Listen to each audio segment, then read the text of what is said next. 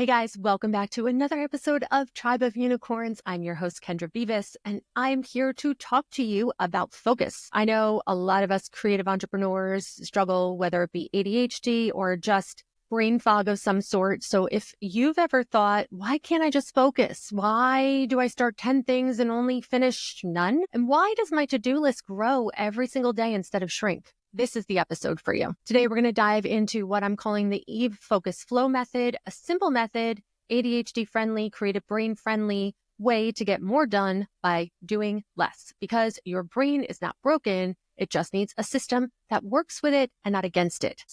All right, let's jump in. So traditional productivity advice was not made for brains like ours. Let's just stay focused. Yeah, okay. I'm already on to task number 42, that wasn't even on my to-do list. Make a to-do list. Okay, I've made 10 today. I think one's on an envelope. One was on my phone. I wrote one on the back of my daughter's homework and now she took it to school. I don't remember what my other notebooks were that I had the notes in, but I can see it in my brain and I could see what I actually wrote on the page, but God knows where it is. Or this is my favorite, just work harder. I am working harder and it's not working. The focus flow method isn't about forcing productivity. It's about removing the friction so your brain can naturally do what it's best at.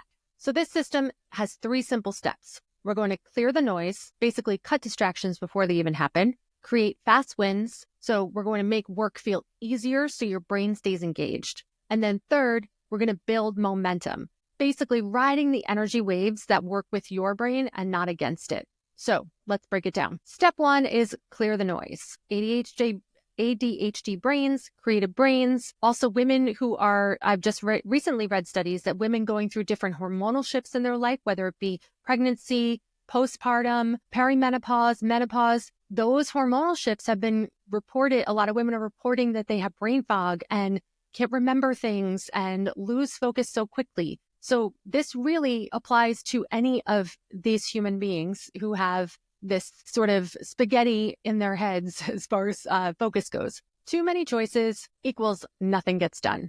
So the first step is to simplify everything so that your brain doesn't completely short circuit before you even start. I want you to use something called pre-decision making. I absolutely love this. And this is the first step in this clearing the noise idea. If you have to stop and think, what should I do next? You're already going to lose. Instead, I want you to decide in advance, what are the only 3 things that matter today? If nothing else gets done, if I can just get these three things done, I've made huge progress towards whatever your overarching goal is. The next part of this is reducing decision fatigue. This is, if you've ever gone to Cheesecake Factory and they hand you that Bible of a menu, I mean, instantly, I have no idea. I'm so overwhelmed, and work is the same way. Your business can be the same way for your brain. It completely burns out when you have too many choices to make. So we're going to fix that. If something takes more than 2 steps, I want you to think about, how can I automate it? How can I delegate it? Or how can I simplify it? So for example, writing emails, use templates, use ChatGPT, use AI, posting content, use a scheduling tool, getting started in the morning, set up a default routine, the same outfit, the same breakfast, the same first task, whatever that is.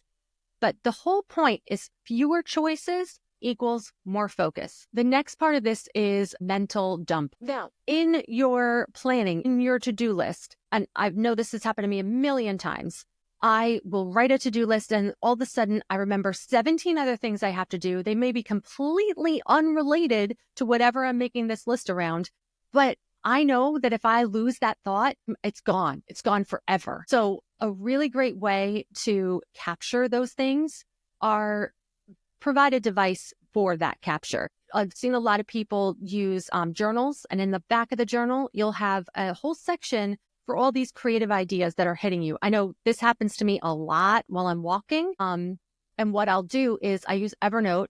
I will leave myself a voice memo of the thought. And the best thing I love about that is that it transcribes my audio. So when I go back and search in Evernote, I know exactly what I'm looking for, and I don't have to take extra steps to tag it something or title it. It just already captured what the transcript is. We don't want to stop and chase these thoughts is the whole point. Adding it to this mental dump list is a way to remove the anxiety about losing that thought. It lets you get back to work quicker and then you can go and check that list later. So it doesn't derail your focus, but it still allows you to capture those beautiful ideas. We have creative brains. We are constantly getting inspiration and hits and ideas, and that is such a superpower of our brains. We don't want to stop it from doing that. It's almost like putting all of these things in another browser window that you'll get back to later. Instead of having all of these tabs open, we just whole new window, put it to the side. Next, we're going to do creating fast wins. Your brain absolutely loves rewards. If something feels way too big or complicated, you're going to want to avoid it.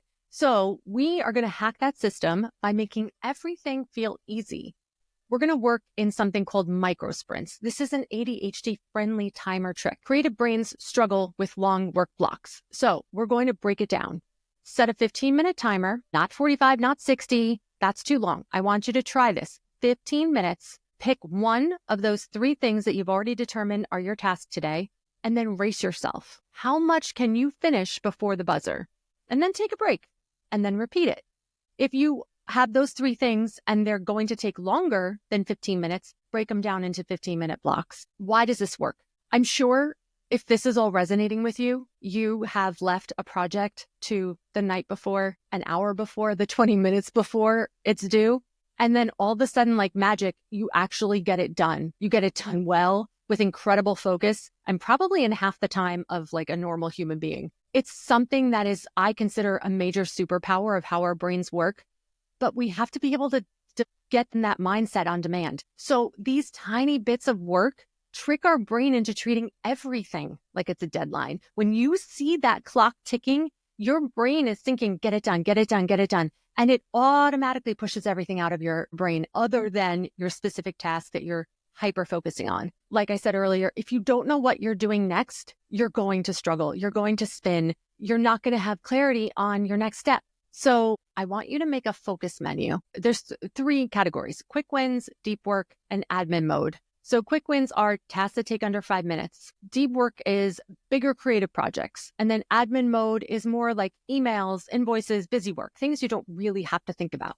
Why is this a good method? Because you've already sorted these tasks by focus level, you can kind of work in the energy in the space that you are currently in. You are at different levels of energy throughout your day, or depending on where you are in your week. I don't want you to think about focus as willpower. It is about energy, and our brains work in waves. Some days you're hyper focused on things, and other days you can't even write an email. So the trick is you're going to lean into the energy that you have instead of trying to fight it. If you are super low energy, do some of those admin tasks, the things that you don't really have to think about. I am way more energetic and clear in the morning, so I will tackle some of the things on my deep work list in the morning, because it's just, that's where my head is. That's where my energy is.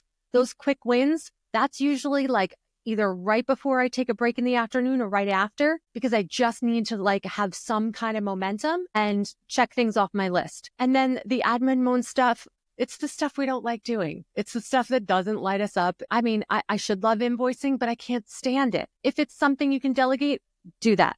But if there are things that, you know, it's copy paste or just not really using your creative brain, that's what I'm considering admin mode tasks. I will do those maybe in the last hour of the day, maybe when I have, you know, an hour to kill and I don't really feel like I'm in the energy to create, I'll do something like that. So I want you to ask yourself, instead of forcing yourself to do deep work all the time, when your brain's not in the mood, ask, do I have high energy right now? And then tackle those creative projects. Am I feeling low energy right now? You want to take a nap, you're tired, you don't feel like doing much. Do admin work, emails, tasks that don't take long or require deep thinking. You do not have to be productive the same way every day. You need to work with your brain and not against it. I struggled with this for years, and it just made me feel like I was failing because in my head, everybody had a system that worked for them, and I just couldn't find anything. Nothing was working for me. Why was I broken? What was not